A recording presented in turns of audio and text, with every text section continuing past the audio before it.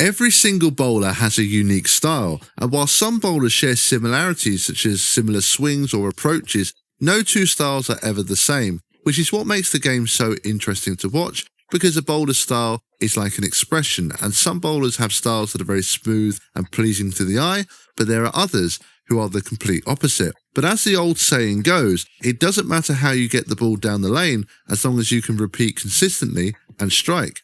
That's all that really matters. So although I've titled this video as Ugly Styles, you could also call it Unorthodox Styles too. But one thing these styles have in common is that they just look very awkward and quite quote-unquote ugly. So in this video, I'm going to look at some bowlers who have extremely unorthodox styles, because despite this, they still manage to make it work and have success. It's a little bit like when people look at a player and go, how on earth do they do that with that sort of style? Or, I have no idea how they score what they score doing what they do. But the key thing I mentioned is whether or not you can repeat shots.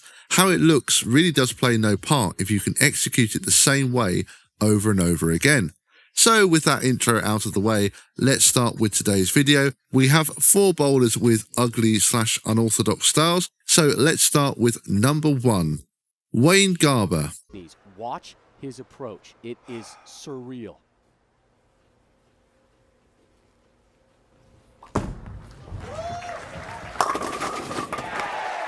Both get late strikes. Now with reactive resonance, a shot glass call. Late kick on the 10. Accident that he had didn't exactly help, as you see how he got here, qualifying 4th.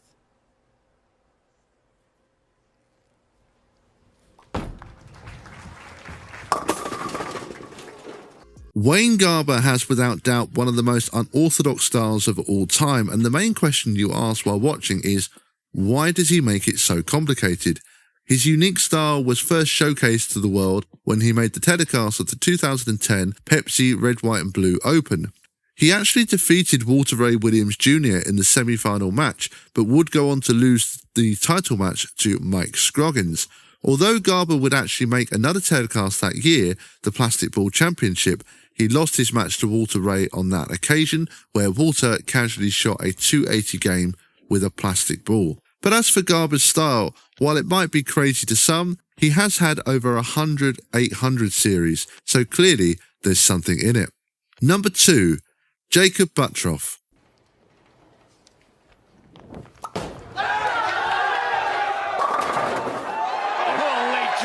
And maybe that's why, because he looks like he just got hit by lightning.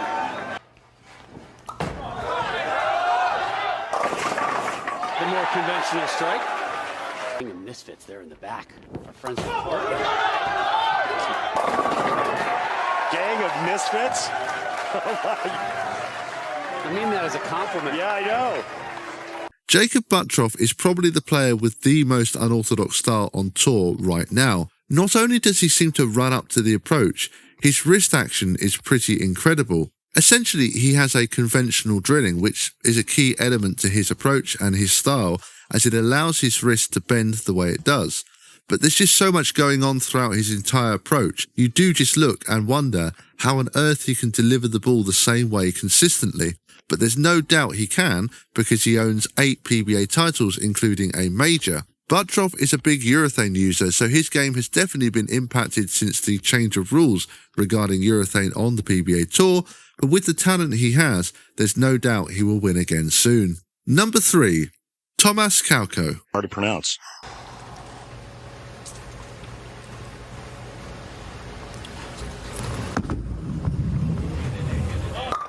But his start. Pearl on the right. There you go. I got it in. That's got a hook. Oh, it hooked too much.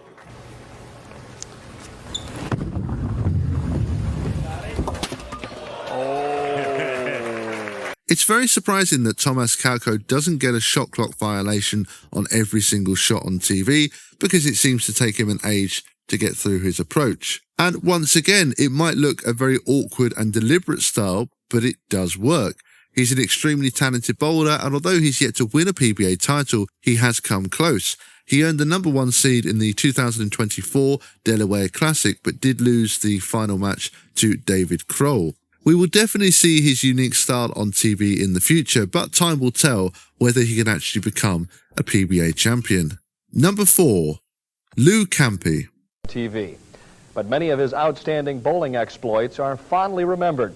Wrong foot Lou may have ended up on the wrong foot, but as our Earl Anthony explains, Mr. TV Bowling was one of the marquee performers of the early days of televised bowling. Television and bowling have become synonymous. Many bowlers have become household names thanks to TV.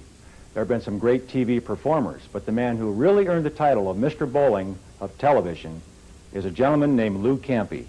By Sarah Lee, a 13-week TV bowling show called East versus West pitted the top bowlers from the geographical areas against each other.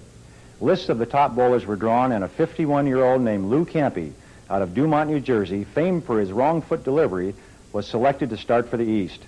The idea was that as bowlers from the respective areas lost, the man next in line would then appear. Campi would have none of that.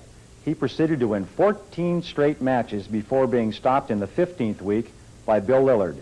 The producers had extended the show and would have kept it going as long as Campi kept winning. Of the 14 men Campi defeated, 13 of them went on to be elected to the American Bowling Congress Hall of Fame.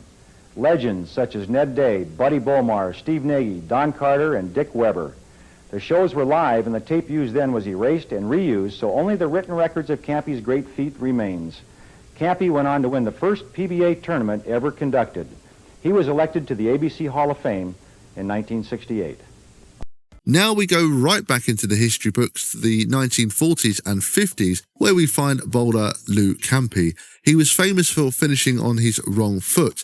He was a right-hander, but instead of finishing on his left foot, he actually finished on his right. But he certainly made it work and was a very successful bowler, winning multiple doubles championships. He did manage to win his first ever PBA singles title, the 1959 Empire State PBA Open, at the age of 54, and this made him the third oldest player to win a PBA Tour title. He was also elected to the ABC Hall of Fame in 1968, so clearly this very unusual style worked for him, and as we saw from the clips earlier, he was much respected in the bowling world. Every single bowler has a unique style, and while some bowlers share similarities, no two styles are ever the same, which is what makes the game so interesting to watch. I recently did a video where I looked at what are some of the most quote-unquote ugly styles. Although I've titled this video as Ugly Styles, probably a bit of a kinder word would be unorthodox. Of course, it really doesn't matter how you get the ball down the lane if all the pins fall over. So I looked through all of your comments from my previous video, and there were lots of suggestions for other players that should have been included. Which is why I've decided to make a part 2, as there were a number of bowlers who probably should have made part 1. Thank you for all of your suggestions, and if there are even more bowlers with ugly/unorthodox styles that you can think of, let me know in the comment section below, and I may well make a part 3 video. So with the intro out of the way, let's start with today's video. We have 5 bowlers with ugly styles to look at today, so let's start with number 1, Rudy Revs. Now Rudy, watch this guy through the ball. Power strike, and he wants to hear him. Once I get up there, I can't see it at all. A lot of power. Look at this backswing. Bang. Really unleashed it.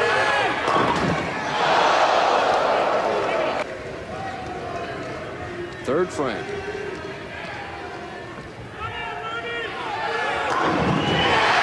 Rudy Kazamakis, aka Rudy Revs, was suggested by a number of people on my last video, and you can see why. His swing is particularly unorthodox, but the amount of revs he puts on the ball, particularly for the 80s and 90s, was incredibly impressive. Although he never won a PBA title, this guy was seriously good, and there was a really great video of a 1988 high roller tournament that Rudy won. There's also another telecast that's definitely worth a watch, and that's the 1999 Flagship Open, where Rudy played Chris Barnes for the title. Both players were incredibly fired up, and it was a very entertaining match. Number 2, Tim Kegel. Now we come on to a style that is pretty mind-boggling to watch. At first you think it's just a two-handed style, until he releases the ball from his chest. It's a style that will certainly have the bowling purists up in arms, and it definitely isn't the prettiest, but he scores extremely well with this technique.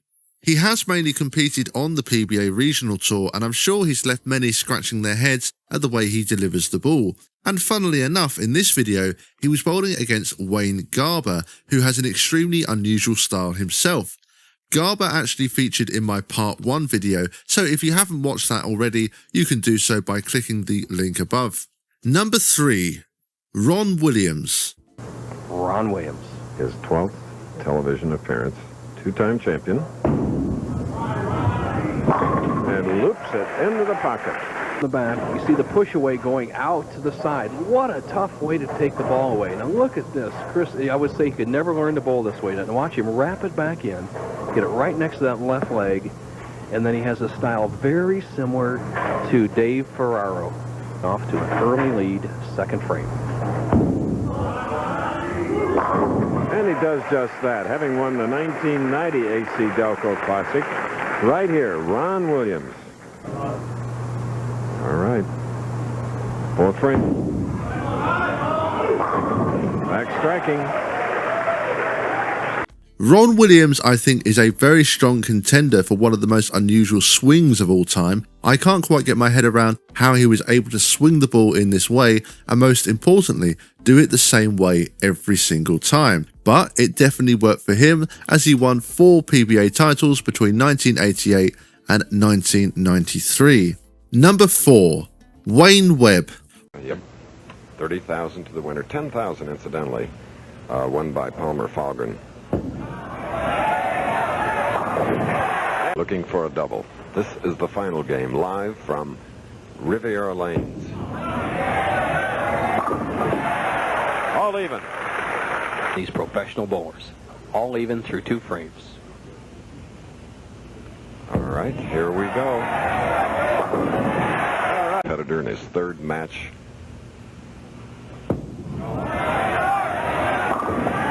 And just like that, he's strung 4 years. Coming into this match, 20 and now 5. Wayne Webb adopted a style in the early 80s that was very unique and unorthodox. He started with the ball right down low by his side and would simply swing and start walking. This style had actually been used before by Carmen Salvino, who did something extremely similar. The idea behind this is that it helps to give the bowler almost perfect timing, and it was very effective for both players. I believe that Webb switched back to a conventional approach at some point during the 80s, but he would return to this low starting approach during the early 2000s. It is extremely unusual, but it did work for him. Number 5. Ken McNeely. 5 days as he's bowled 269, 298, and 245, so let's see what it can do under the gun for the big bucks. All right. Much like Larry Lichstein of years past, but he has a great cupped wrist action. Really can't see how good his wrist, and all despite all this style, he's in perfect position on the pivot step last night.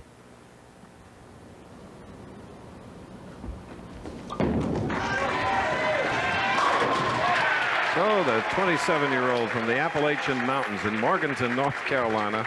As the ball cups it in the bottom, sets that index finger out, and then rolls that wrist under and actually supports it on the forearm. If you can do that, you can get tremendous power on the ball. Tonight. Blue Eyes. Your favorite. Mm-hmm. Match all even. Both players perfect through 3 frames. Oh. Pesky 7. I like to watch them bowl. Mm-hmm. Youngsters as well. Oh. Good break. Our final bowler on today's list is Ken McNeely. Honestly, I don't know quite what he's doing with the ball at the beginning of his approach. It almost reminds me a little bit of the way Thomas Calco holds the ball on his first couple of steps, but of course McNeely is not two-handed. His footwork is also very quick. His wrist as well is very cupped, and although there's so much going on when he gets to the line, he's actually in great position and he does deliver the ball well. In this clip, he was in the title match of the 1995 Johnny Petraglia Open, but would not capture a title, losing to a fellow lefty, John Gantz. And there we have it. Those were more very unorthodox / ugly styles. I hope you enjoyed this video, and as I mentioned earlier, feel free to let me know any other suggestions for other bowlers that I could include in this type of video, and I might well make a part 3. As always, I'd like to thank you all for watching, and if you have enjoyed what you've seen today, it would be much appreciated if you would click the subscribe button below. That's going to do it from me for today, and as always, thank you, bowling fans, and see you all next time. I recently made 2 videos where I looked at some of the ugliest styles of PBA bowlers. I looked through all of your comments from my previous videos, and there were many suggestions for other players that should have been included, which is why I decided to make a part 3, as there were so many more bowlers that I felt should have been included. There are many words to describe these styles. Ugly is one, although these would all be classed as extremely unorthodox. Although these bowlers didn't make it look particularly pretty, they were all very, very good. And it just goes to prove that it doesn't matter how you get the ball down the lane, all that matters is the consistency and the end result. So with that little intro out of the way, let's start with today's video. We have 5 more bowlers with ugly styles to look at today, so let's start with number 1, Don Carter. And Don Carter is renowned among the world's great bowlers, the second man in history to be national match game champion 2 years in a row. Runner up to him on 1. That's it. Oh, a typical Carter strike. The consolation bracket of the Masters tournament finds 2 Detroit teammates opposing each other in the finals. Young Don Carter versus the veteran Thurman Gibson. He puts together 6 strikes in a row for a 254 final game and wins 888 to 826. It's a 62-pin margin and a great comeback for a great champion. Don Carter was an absolute legend of the game and was actually a founding member of the PBA. He won 7 titles including 2 majors, but also won a number of tournaments pre-PBA. He was incredibly successful, but his style wasn't very easy on the eye. Although watching back on this old footage is pretty fascinating, and despite his strange style, he became one of the greats of the game. Number 2, Mike Lichstein. I'm not even sure how to describe what's going on with Lichstein's approach, so I'll let you just sit back and watch him bowl. All I'll say is that it's like watching something out of Fred Flintstone. PBA champions and things of that nature. So they're going to be hard to beat. How about that? Puts his hand on the ball, takes about 7 or 8 steps and says, take that. Whoops. Ooh. Whoops. And finished 3rd in that event. That's right. Crossing over, Mike Lichstein. Got 10th frame, looking for his 10th. Ryle Hush will just let you watch it, folks. You watch. The big swing. Puts it down, looking for the 10th. How's it look? Yes, 10 strikes in a row. Mike Lichstein. Bowler.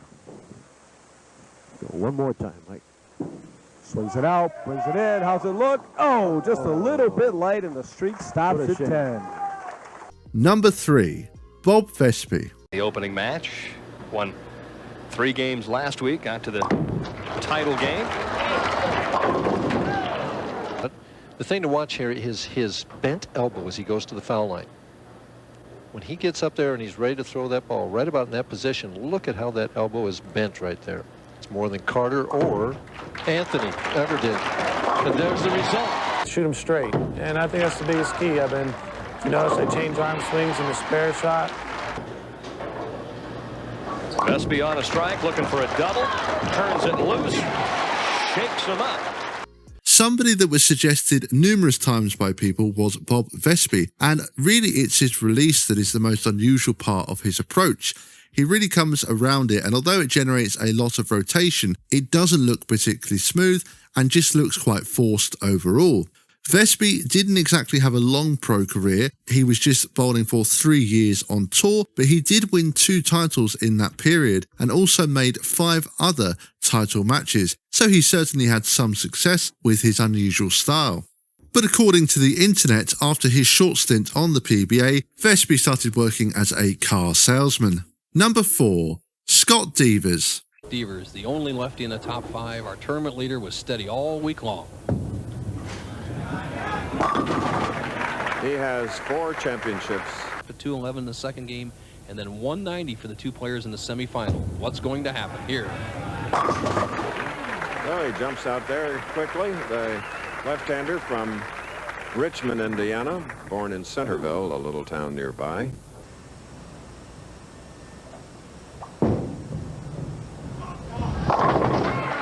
Scott Devers, a lefty with a very odd approach. The way he swings the ball from the push-away is incredibly unorthodox, and it's quite impressive how he's able to deliver the ball consistently given how much movement there is in his wrist and swing. But bowling this way got him 4 PBA titles and a number of other top 5 finishes throughout his career.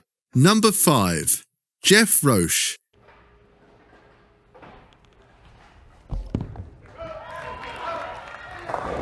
Whoa, and a big miss for Roche on his first throw on national television, and it looks like those nerves you were talking about before the break might be showing themselves here right now, Randy. Find a way to get her done. He is on the game's biggest stage.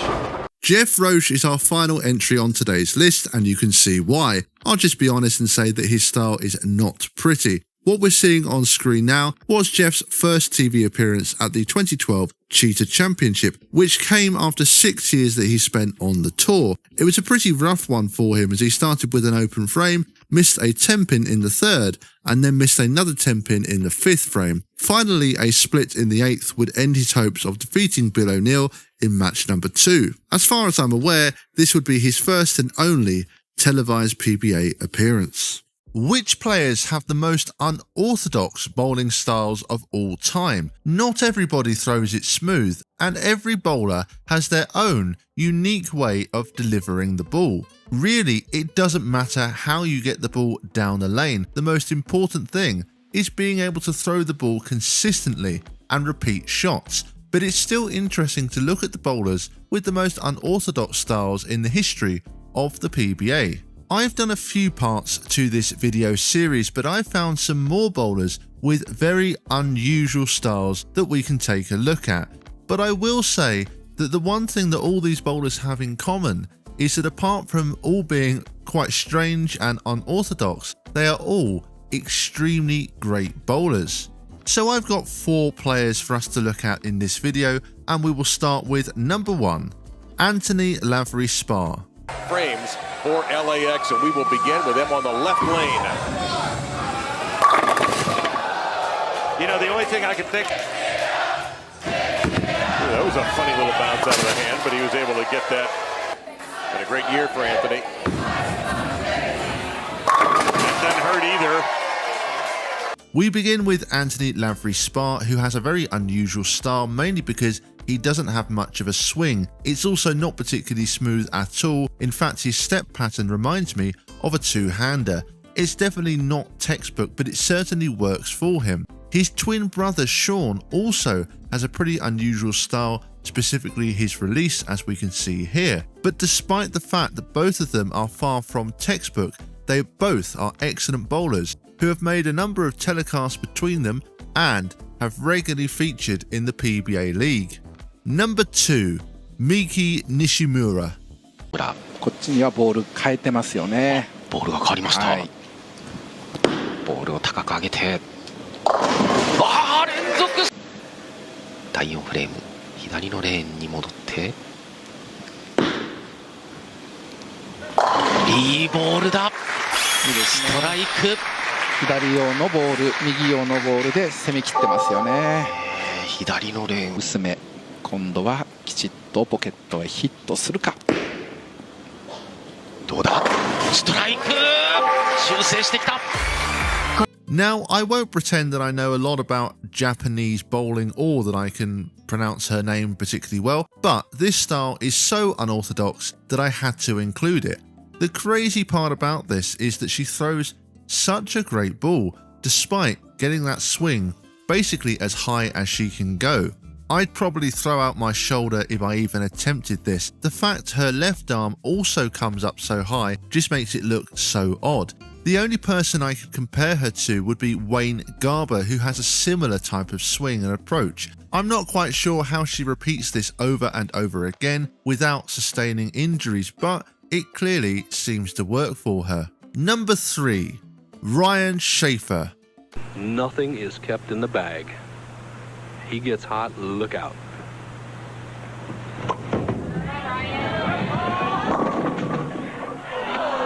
The big power. See, 1, 2, now jump over and saw on him. Get real slick, go straight with the boards, don't try to fight it. Back to you. Into that pocket. Match. You get 21 ahead, it may be enough.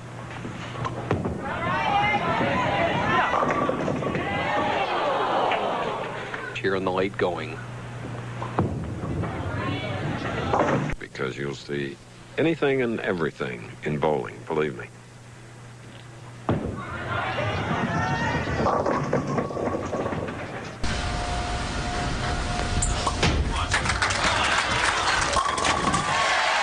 A little bit of a straighter approach there that time.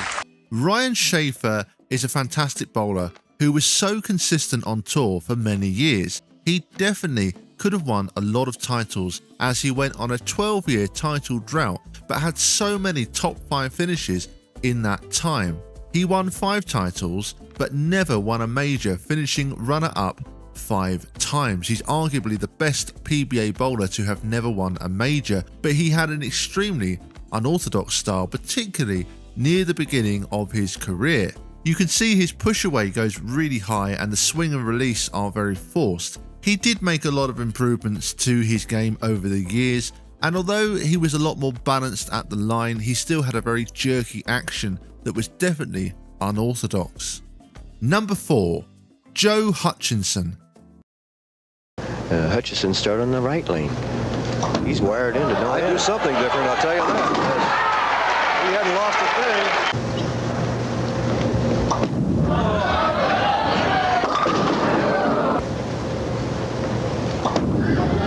You're talking to me about the psychological part of bowling. Look at there. Physical and mental. Yes, and look at this reaction. And when you see this plays like a lot of psychological action. Look at this. Where's it going to go? Hurt a little bit. Working on a double. Now a triple.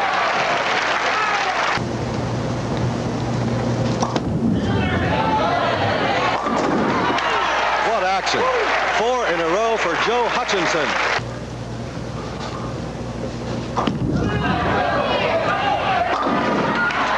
Great pin action. That's 5 in a row for Joe Hutchinson. Approximately a 249.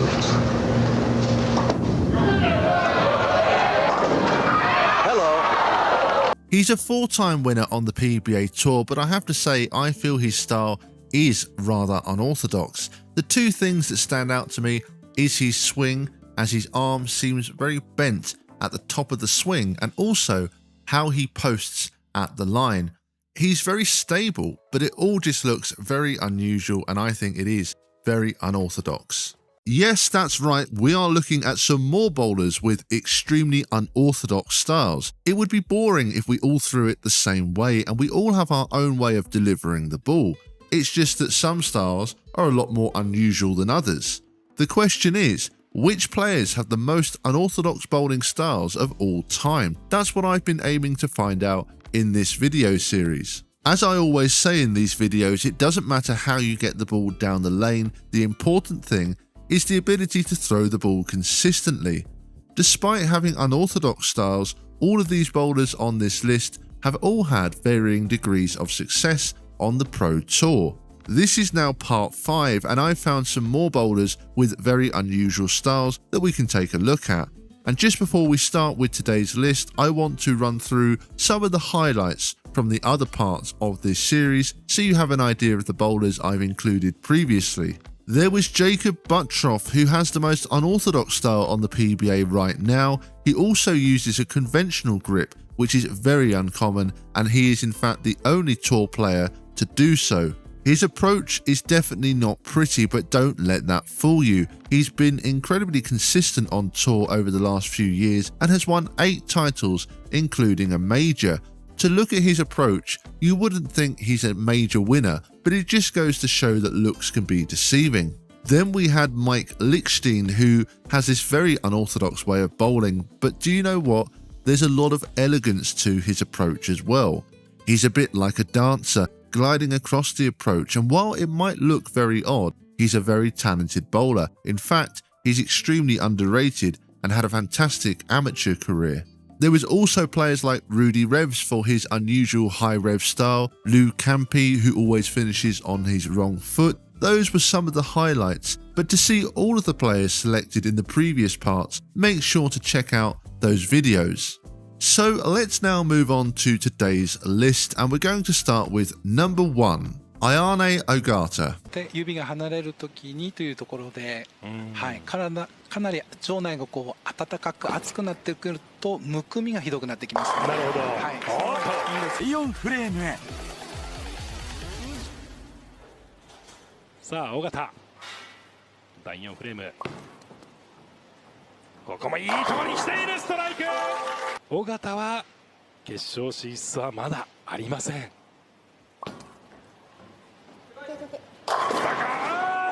In the last video, we started off with a Japanese bowler, and this video, we're going to start with another Japanese female bowler, and she was suggested by New World 12660 in the comment section, and she has a very unusual style that includes a huge upward push away and then a very high and delayed swing. It's definitely not textbook, but she makes it work and throws a decent ball. I've never really watched Japanese bowling, but it's certainly entertaining, and maybe I'll find some more bowlers to feature in a video at some point. Number 2, Mike Miller. Still, the game he wants to win. He's not thinking 300, he's thinking beating Danny Wiseman. It's a solid strike on lane 25. The shootout round, and then he can start thinking about shooting 300. One more good shot, that's all he wants. And that wasn't just a good shot, Gary, that was a great shot. The best shot he's thrown the entire game. Just needs to maintain his form. Every shot, high flush in the pocket. Will it fall? It does! A very light right hit.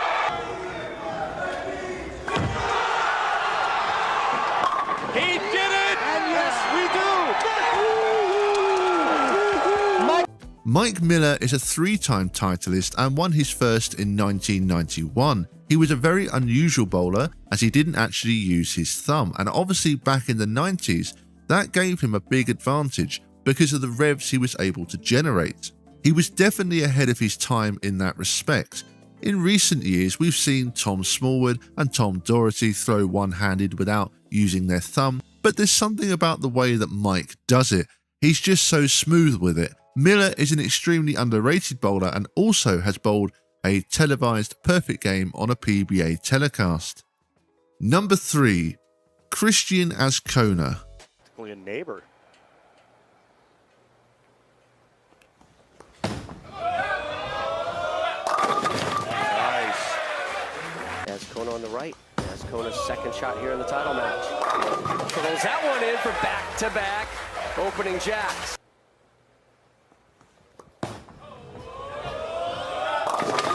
Oh boy.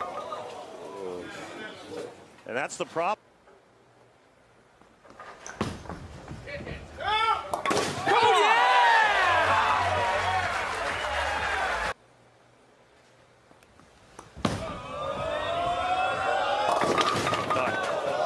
Continues to give him issues.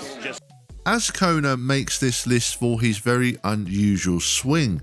It's definitely not textbook, but he has won a PBA title in 2018 and is a multiple regional winner. I believe he's also the first Puerto Rican player to win a PBA title. Azcona still competes on the tour, although we haven't seen him on a telecast for some time now. Number 4, Eugene McCune. Seed here at the Cheetah Championship. That ball gets there in a hurry. Yes. Bam. Bottom of the 4th. Back. Whoa. Almost lost his balance and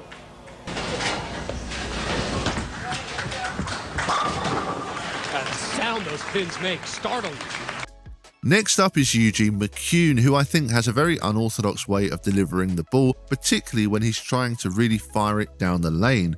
His game was almost built for the cheetah oil pattern, and out of his 3 titles, he's won the Cheetah twice. In 2010, on his way to winning the title, he bowled a 9-game block where he averaged 274, which included 2 300s. The way he could get the ball down the lane was incredible, but he wasn't just a one-trick pony.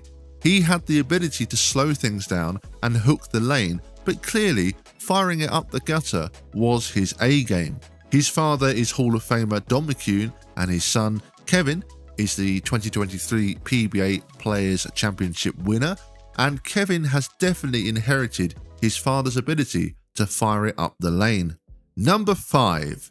Roger Bowker. Bowker, 44-year-old from Ocala, Florida, comes up in the 8th frame. Good shot.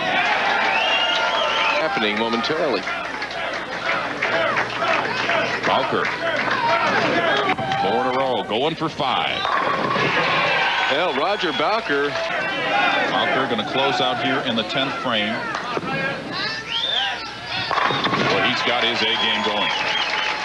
Competition all week long. It's exactly where you want to be. Everybody wants to lead the tournament. Oh! This man, Roger Bowker, was in the A and in the way, and Bowker has advanced to the championship round against Butch Soper, and the championship round begins with a Bowker strike.